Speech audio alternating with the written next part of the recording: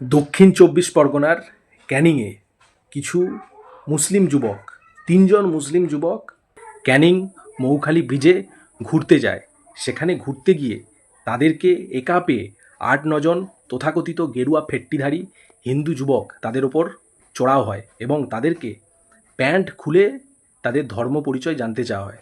তারা সেটা দেখাতে বাধা দিলে তাদেরকে বেধড়ক মারধর করা হয়, জেহাদির বাচ্চা বাংলাদেশি বলে অসভ্য গালি দেওয়া হয় এবং তাদের কাছ থেকে নগদ ৫০,০০০ টাকা চাওয়া হয়। তারা সেটা না দিতে চাইলে তাদেরকে আরও বেধড়ক মারা হয় এবং তারা অজ্ঞান হয়ে যায়।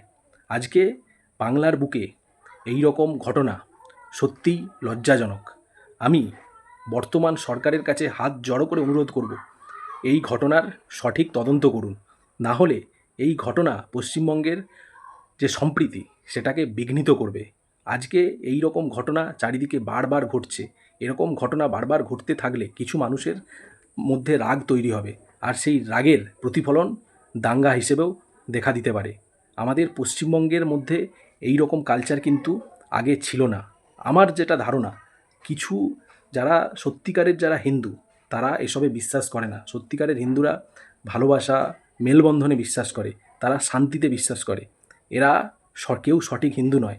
এরা সনাতনী হিন্দুদের নাম ভাঙিয়ে আজকে হিন্দু ধর্মটাকে খারাপ পথে পরিচালিত করছে।